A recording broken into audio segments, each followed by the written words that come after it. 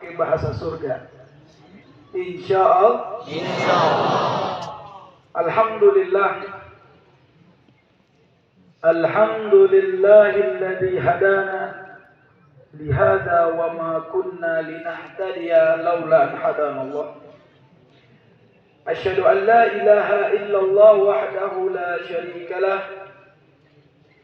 Wa asyhadu anna sayyidana Muhammadan abduhu wa rasuluhu la nabiyya ba'dah. Allahumma salli wa sallim ala sayyidina wa maulana Muhammadin. Sallu ala Nabi Muhammad. Al-Fatih lima ughliq, al-Khatimi lima sabaq, Nasirul haq bil haq, al-Hadi ila siratikal mustaqim, wa ala alihi wa sahbihi haqqa qadrihi wa miqdarihi al-azim. Subhanaka la ilma lana illa ma 'allamtana innaka antal alimul hakim. Amma ba'du. Saya di pagi hari ini benar-benar bergembira.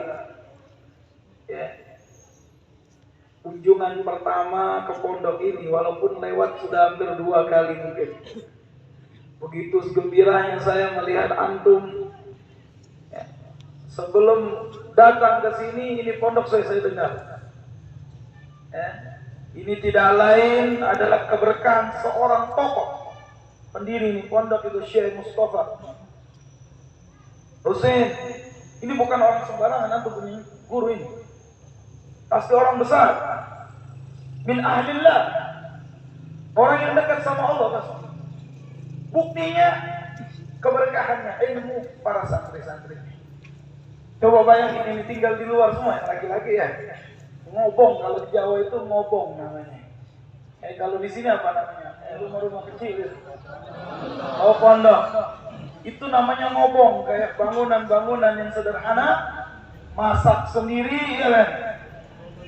Mandi sendiri, ada yang mandi-mandikan di sini. Mandi sendiri, ngaji sendiri. Yang paling penting jaga dirinya. Di dalam talibul ilm, antum di dalam kemuliaan. Ya, kita di sini banyak tuan-tuan guru kita yang kita hormati, Mudirul Ma'had, yaitu Kiai Haji Ayahanda, di sini panggil Ayahanda Tuan Guru Mustafa Bakri, cucu dari Mudir dan para masyayikh wal asatizah yang tidak saya sebutkan satu persatu, tidak kurangkan takzim saya kepada antum sekalian. Berkat antum-antumlah yang mendidik santri-santri ini, insyaallah bisa menyenangkan datuk saya Rasulullah sallallahu alaihi wasallam. Kita mengambil bagian kemuliaan tersebut. Orang yang menuntut ilmu diangkat derajatnya oleh Allah. Sampai Allah menyebutkan yarfa'illahul ladzina amanu minkum wal ladzina utul ilma darajat. Sungguhnya Allah mengangkat orang-orang yang beriman dan orang-orang yang menuntut ilmu derajat yang tinggi di sisi Allah. Cukup derajat yang Allah berikan kepada kita sudah suatu kemuliaan. Tapi ada amanat di balik derajat yang tinggi itu lebih berat. Innama yakhshallahu min ibadihi ulama. Sesungguhnya yang paling takut kepada Allah itu adalah para ulama. Kalau ulamanya sudah tidak takut lagi sama Allah, ini bahaya. Tapi kalau ulamanya menjadi simbol tentang ketakutannya kepada Allah, maka keberkahan untuk semua. Makanya Al-Habib Abdullah bin Husain bin Tahir pernah mengatakan, al-ilmu khasya kullu yu'rab bidaka ahli. Ilmu itu puncak. Dikatakan ra'sul hikmah makhafatillah. Puncak dari hikmahnya ilmu adalah rasa takut kita kepada Allah. Al-ilmu khasya kullu. Ilmu itu rasa takut kita kepada Allah. Yu'rab bidaka ahli. Akan dikenal orang yang berilmu itu pasti orangnya khusyuk, khudu, tenang, murah senyum, ya. Tidak takut habis ilmunya. Kalau dia ngajar, dia berikan semua untuk santri, biar santrinya lebih alim dari dia. Berapa banyak yang mungkin guru kita cuma terkenal di kampung, tapi santrinya sampai mendunia. Antum di Mandailing ini luar biasa, punya PR besar. Ada wilayah-wilayah yang dekat dengan Mandain itu masih banyak yang belum mengenal Islam. Itu tugas antum semua. Ya.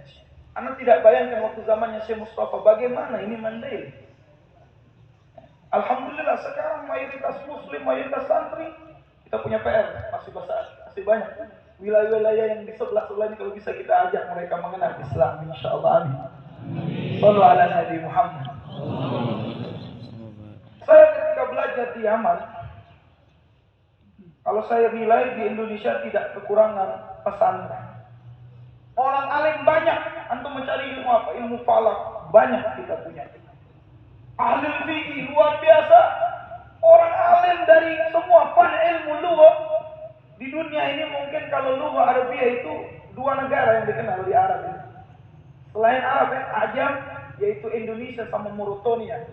Mauritania itu satu negeri di Maroko, di bawah Maroko, dan mereka ahli lughah. Senang belajar Alfiah juga.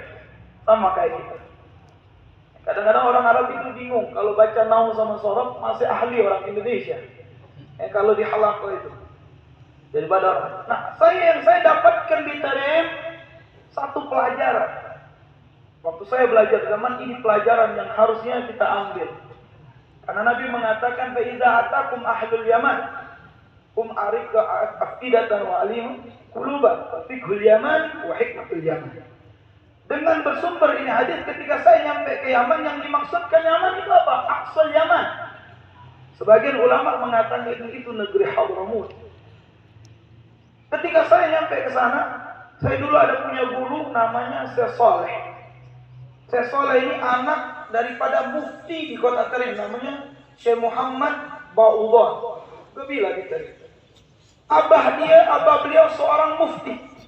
Dan beliau, nah ini hebatnya. Di Yaman sama aja kayak di negeri kita. Kalau dia anak ulama, dia akan juga mengimbangi orang tuanya. Jadi ulama dan dihormati. Mereka juga tidak kebesaran atau tawadhu. Ya, kita harus hormat sama anak-anak guru kita. Kita harus menyayangi mereka, mencintai mereka. Karena cinta kita kepada guru kita. Kenapa kita dianjurkan cinta kepada keluarga Nabi? Karena cinta sama Nabi Muhammad SAW. Ketika itu Syekh Saleh ini mengajar saya 3 kitab di halaqah. Pertama, Mustalahul Hadis. Secara baikunnya itu saya belajar sama beliau. Kemudian usul fikih al-Mahalli itu saya belajar sama beliau. Kemudian saya baca Jawharatul Tauhid terakhir sama beliau Syekh Saleh. Dan di halaqah saya sebagai muridnya. Ketika itu datang seorang ulama dari Mauritania, dari mazhab Maliki. Beliau ahli dalam ilmu usul wa qawaid fiqhiyah. Sekali di waktu sebelum zuhur, kami selesai biasanya mau zuhur selesai. Habis zuhur itu dia buka halaqah Syekh Singgiti. Ketika itu guru yang tadi mengajar saya di halaqah tidak malu, tidak merasa segan duduk di samping saya bersama-sama telagi dengan guru yang lebih ahli. Saya bilang di Indonesia tidak pernah saya dapatkan seperti ini. Ketawaduan yang luar biasa membuat ulama Yaman itu mempunyai karismatik. Akhirnya saya belajar bersama guru saya, duduk di samping saya belajar kepada syekh yang lebih alim. Nah ini di Hadramut Yaman. Jadi ikhtilaful ummati rahmah. Perbedaan pendapat umat itu rahmat. Ikhtilaful ulama juga rahmat untuk umat. Dulu di negeri Tarim, saya cerita ini untuk kita berbagi informasi. Di Tarim itu ada Habib namanya Habib Sa'ad. Dan satu lagi guru saya namanya Habib Salim Syatiri. Dan beliau ini terkenal orang alim besar. Ada orang Mesir berziarah ke Yaman, berziarah ke perpustakaan beliau di pondok itu. Kecil. Ditanya, ya Habib, apakah sudah baca kitab-kitab ini? Orang Mesir biasa agak sedikit tinggi kalau ngomong. Sudah pernah? Kamu salah katanya, jangan tanya sudah dibaca semua atau belum. Tanya, sudah saya hafal semua atau belum. Dia untuk orang Mesir. Ini boleh kamu coba, kamu tanya yang mana kitab yang kamu mau tanya. Ya Habib Salim, keluarga Salim. Dia pernah sekali ketika kita ziarah Nabi Allah Hud, ada orang beda paham sama kita yang gak mau ziarah. Dia bilang, dari mana ya Habib, ente tahu kalau ini kuburan Nabi Hud? Dari mana? Akhirnya dia dalam 1 minggu, 2 minggu dia karang kitab Nailul Maqsud fi Diyar Nabi Allah. Dia kasih adillah tentang Wadi Ahqaf. Dia ceritakan kitab setebal gini 2 minggu dia karang. Nih, kamu gak usah lagi saya jawab, ini kamu baca saja. Luar biasa alimnya. Suatu saat Habib Sa'ad ini di Yaman ini ada satu budaya, ulama-ulama Yaman ini got namanya got. Got ini satu daun yang seperti doping, dimakan kalau kita di Melayu ini suruh. Tahu suruh orang-orang tua dulu pakai sirih, ya nenek-nenek dulu suka pakai itu. Nah ini kalau di Yaman dia seperti daun gitu, dia genyol, dia ambil kayak sejenis airnya itu untuk kuat. Bangun malam, baca kitab, murojaah, seperti doping lah. Kalau di Jawa rokok ya. Dan hasil Habib Sa'ad ini di zaman Suyu'iyah, di zaman penjajahan pernah di penjara. Dan hafal Quran di penjara dia. Karena berdakwah Islam. Zaman Suyu'iyah itu zaman komunis. Soviet menjajah Yaman. Singkat cerita Habib Sa'ad ini mengarang tentang Fawaidul Qad. Faedah Qad. Jadi asal usulnya Qad itunya, daun Qad itu nyampe ke Yaman, siapa yang bawa? Ternyata ulama-ulama sufi. Itu daun dulu tumbuhnya di Afrika, dibawa ke Yaman, ditanam, dipakai oleh ulama-ulama sufi untuk qiyamul lail, untuk wirid, untuk halang kitab, untuk ngaji sampai subuh. Mereka ngajinya malam bukan sampai subuh. Ngaji, buka kitab, nggak ngantuk. Tapi kalau sudah ditaruh itu got, dia minum 1 gelas, dia tidur langsung. Jadi kayak doping begitu. Nah, sekarang disalahgunakan oleh generasi sekarang. Akhirnya dia buat Fawaidul Qad. Siapa? Habib Sa'ad ini, guru kami, Habib Sa'ad ini. Saking dia ta'adabnya sama anak gurunya Habib Salim, itu buku dia kirim dulu. Ya Habib, bolehkah buku ini saya sebarkan? Karena Habib Salim bin Abdullah Syatri anak dari guru beliau Habib Abdullah Syatri. Dibacanya, lah. Ini Qawaidul Qad buat masalah kata dia. Karena di Yaman para salaf kita Bani Alawi ini agak tasawuf, gak menerima hal-hal yang begitu. Habib Salim seketika mengarang juga Mudarratul Qad. Kebahayaan Qad ini sendiri. Jadi seperti berbeda pendapat.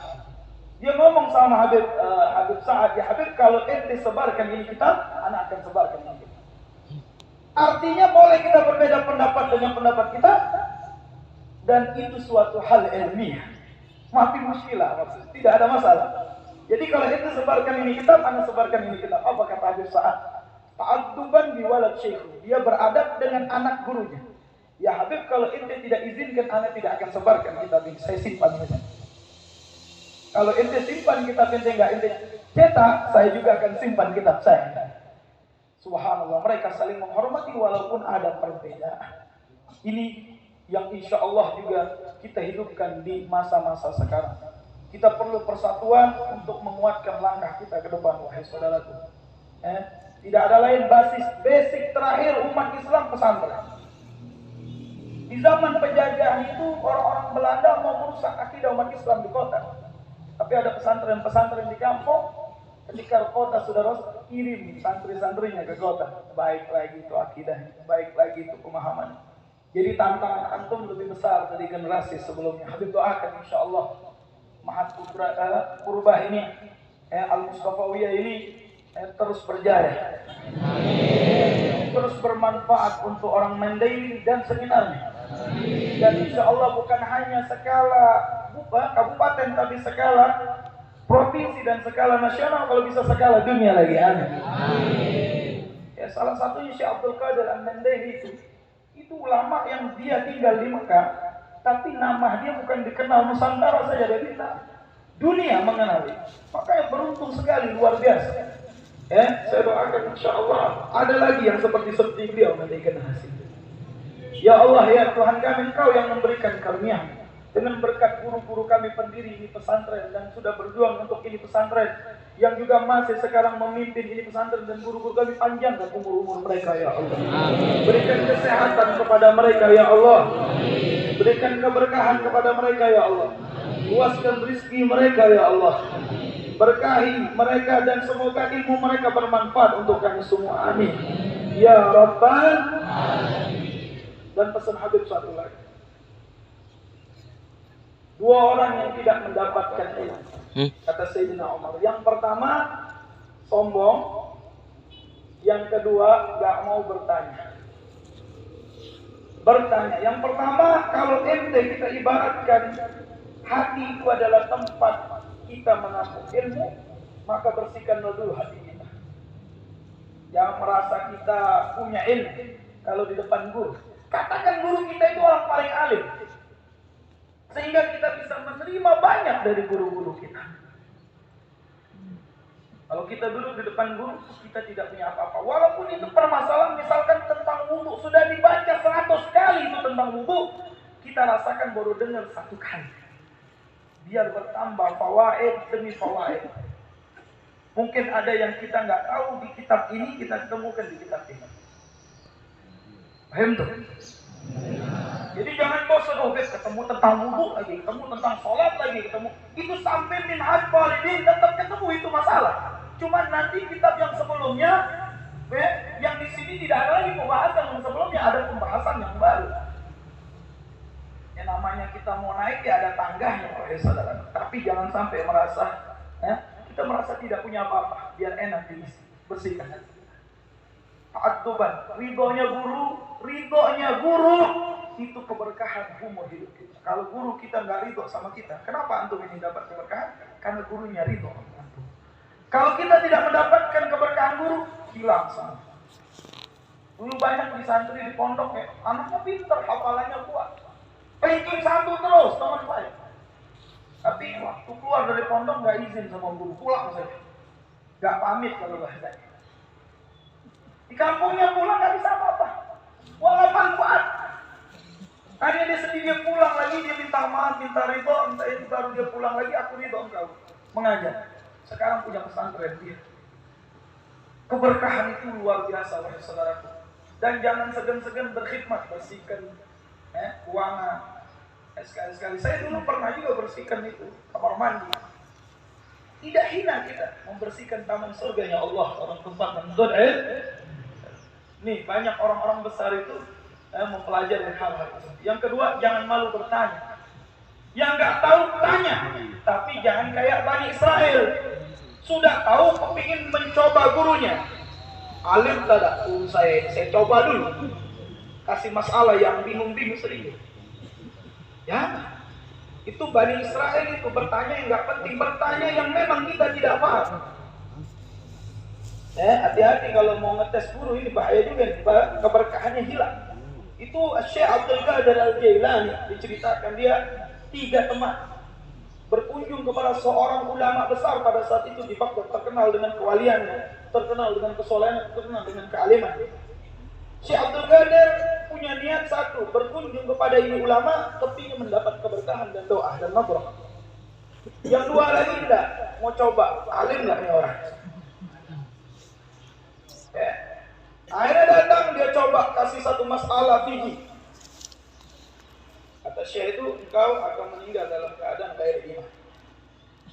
Keluar dari sini, engkau akan meninggal dalam keadaan kaya iman. Satu lagi mengetes tentang masalah. Satu menanyakan tentang salat tauhid, seolah-olah, dan dijawab oleh Syekh tersebut. Satu lagi menanyakan tentang fikih, kamu akan mati dalam keadaan fasik. Dan engkau ya Abdul Qadir menginginkan keberkahan, mendoakan engkau akan semua para wali akan ada di bawah. Ternyata setelah berlalu masa, yang pertama tadi ceritanya, dia mengajar di satu masjid. Setiap mau ke masjid melihat seorang perempuan Yahudi. Cantik perempuan itu. Nasrani kalau nggak salah, min ahli kitab. Cantik itu perempuan, setiap mau ke masjid lihat itu perempuan, akhirnya jatuh cinta. Ketika dia mau menikah, perempuan itu kasih syarat, mau nikah sama kamu, kamu harus murtad dulu.